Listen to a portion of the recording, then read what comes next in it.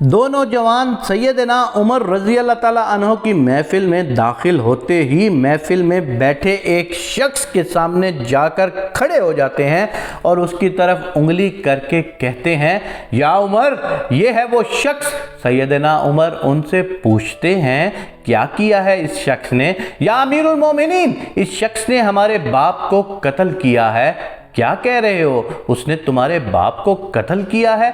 सैयदना उमर फिर उस शख्स से मुखातिब होकर पूछते हैं, क्या तूने इनके बाप को कत्ल किया है? वो शख्स कहता है, हाँ अमीरुल मोमिनीन, मुझसे कत्ल हो गया है इनका बाप। किस तरह कत्ल किया है? सैयदना उमर पूछते हैं, या उमर, इनका बाप अपने ऊंट समेत मेरे खेत में दाखिल हो गया था। मैंने मना किया, बाज नहीं आया। मैंने एक पत्थर दे मारा जो सीधा उसके सर में लगा और वो मौके पर ही मर गया।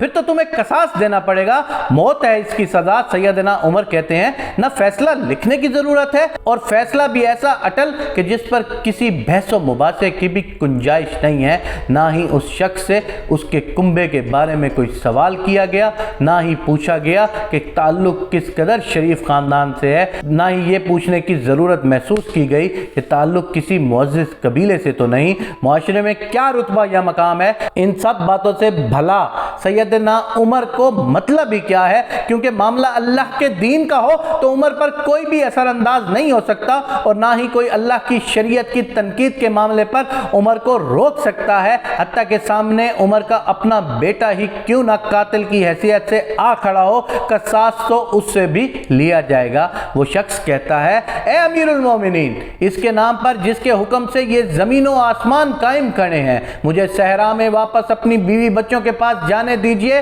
ताकि मैं उनको बताऊं कि मैं कत्ल कर दिया जाऊंगा। उनका अल्लाह और मेरे सिवा कोई आसरा नहीं है। मैं इसके बाद वापस आ जाऊंगा।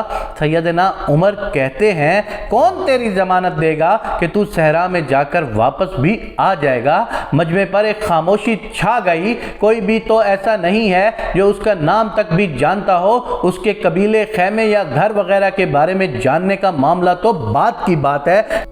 कौन जमानत दे इसकी? क्या ये 10 दिरहम के उधार या ज़मीन के टुकड़े या किसी ऊंट के सौदे की ज़मानत का मामला है?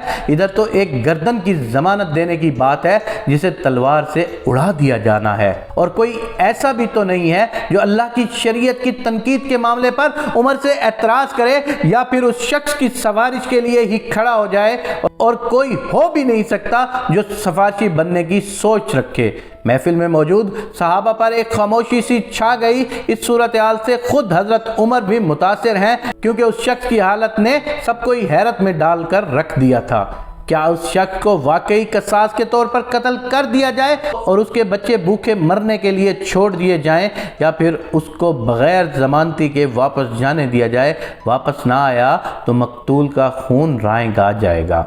खुद सैयदना उमर सर झुकाए अफसुर्दा बैठे हैं। इस सूरत हाल पर सर उठाकर इल्तजा भरी नज़रों से नौजवान की तरफ देखते हैं, मुआफ़ कर दो इस शख्स को। नहीं अमीरुल मोमिनीन, जो हमारे बाप को कत्ल करे उसको छोड़ दें, ये तो हो ही नहीं सकता। नौजवान अपना आखिरी फैसला बगैर किसी झिझक के सुना देते हैं। हज़रत उमर एक बार फिर मजमे की तरफ देखकर बुलंद आवाज़ से पूछते हैं, ऐ लोगो, है कोई तुम में से जो इस शख्स की ज़मानत दे? हज़रत अबू ज़र गफ़ारी अपने ज़हद व सद्क़ से भरपूर बढ़ापे के साथ खड़े होकर कहते हैं, मैं ज़मानत देता हूँ इस शख्स की। सैयदना उमर कहते हैं, अबू ज़र, इसने कत्ल किया है, चाहे कत्ल ही क्यों ना किया हो। अबू ज़र अपना अटल फैसला सुनाते हैं। उमर, जानते हो इसे? अबू ज़र, नहीं जानता इसे। उमर, तो फिर किस तरह ज़मानत दे रहे हो? अबू ज़र, मैंने इसके चेहरे पर मोमनों की सफ़ात देखी हैं और मुझे ऐसा लगता है कि ये शख्स झूठ नहीं बोल रहा। इंशाअल्लाह ये लौट कर वापस आएगा। उमर, अबू ज़र, देख लो, अगर ये 3 दिन में लौट कर ना आया तो मुझे तुम्हारी जुदाई का सदमा देखना पड़ेगा।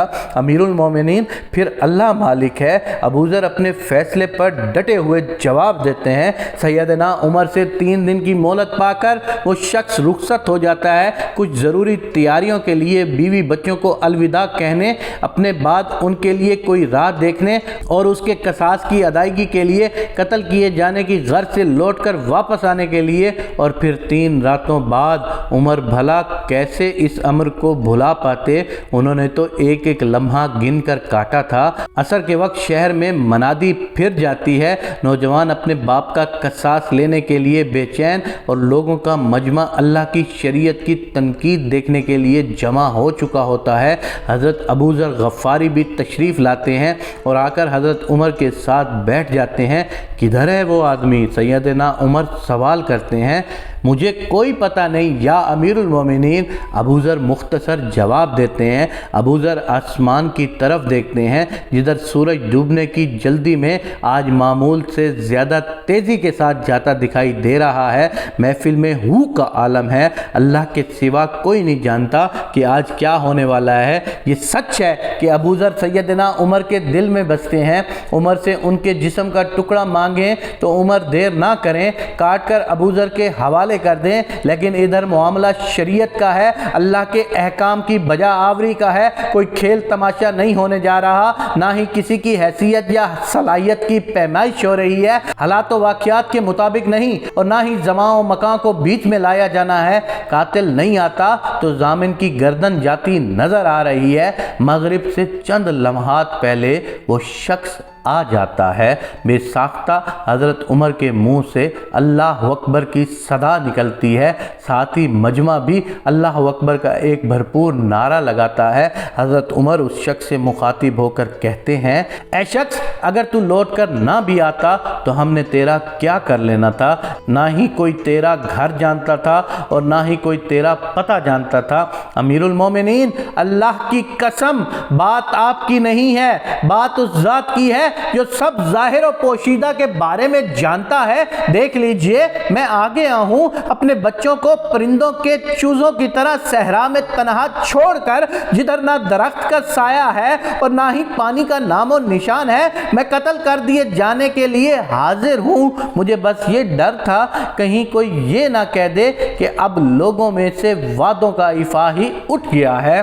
سیدنا عمر نے ابو ذر کی طرف رخ کر کے پوچھا، ابو ذر، تو نے کس بنا پر اس کی ضمانت دی تھی؟ ابو ذر نے کہا، اے عمر، مجھے اس بات کا ڈر تھا کہ کہیں کوئی یہ نہ کہہ دے کہ اب لوگوں سے خیر ہی اٹھا لی گئی ہے۔ سیدنا عمر نے ایک لمحے کے لیے توقف کیا اور پھر ان دونوں نوجوانوں سے پوچھا کہ کیا کہتے ہو اب؟ نوجوانوں نے روتے ہوئے جواب دیا، اے امیر المومن، ہم اس شخص کی صداقت کی وجہ سے اسے معاف کرتے ہیں۔ ہمیں اس بات کا ڈر ہے کہ کہیں کوئی یہ نہ کہہ دے کہ اب لوگوں میں سے عفو و درگزر اٹھا لیا گیا ہے۔ سیدنا عمر اللہ اکبر پکار اٹھتے اور آنسو ان کی داڑھی کو تر کر کے نیچے گر رہے تھے۔ اے نوجوانوں، تمہاری عفو و درگزر پر اللہ تمہیں جزائے خیر دے۔